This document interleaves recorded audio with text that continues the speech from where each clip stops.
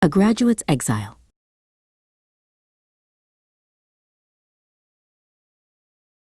Shadrach, cap and gown askew, clutched his degree. The air buzzed with celebration, but a quiet hum of anxiety resonated within him. A 40,000-pound student loan, a silent countdown to adulthood's relentless demands. He stood on the precipice, eager yet daunted, ready to leap into the unknown city of Bylon. Bylon swallowed him whole.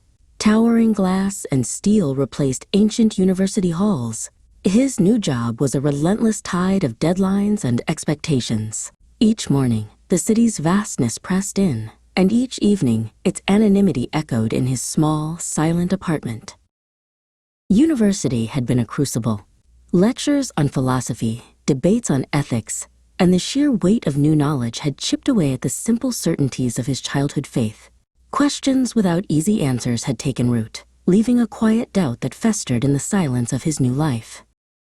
The 40,000 pounds loan was a phantom limb, constantly aching. Every extra hour at work, every skipped lunch, felt like a necessary sacrifice. No breathing room, he'd mutter, staring at spreadsheets, the phrase becoming an excuse, a shield against the guilt of neglecting his spiritual life. Sundays in Bylon felt alien. He tried a few churches, each one a polite, unfamiliar landscape. He missed the warmth, the shared history of his home congregation. He was just another face in the crowd, and the statistic of the 88% graduate exile felt less like a number and more like his own lonely reality. The spiritual silence grew deafening. He felt a profound emptiness, a disconnect that gnawed at his soul. He yearned for something familiar, something real, but the path back seemed obscured by the demands of his new life and the weight of his unaddressed doubts. One Tuesday, an unexpected email landed in his inbox. Coffee chat? It was from Daniel, a seasoned believer from his old church, now living in Bylon. A flicker of hope, faint but persistent, ignited within him. The coffee shop hummed. Daniel listened, truly listened, as Shadrach poured out his heart. The doubts, the pressures, the gnawing loneliness. Daniel didn't offer quick fixes, but shared his own journey, reminding Shadrach that faith was a marathon, not a sprint, and that doubt was often a pathway to deeper understanding.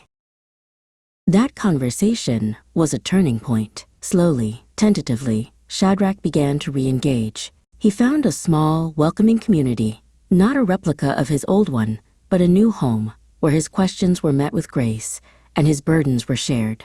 The breathing room he craved began to appear. Years passed. Shadrach, now a confident leader, sat across from Ilara, a bright-eyed graduate grappling with her own new city and new challenges. He listened, just as Daniel had listened to him, ready to share his journey, to forge a new legacy of faith. One coffee chat at a time. The exile was over, the connection restored.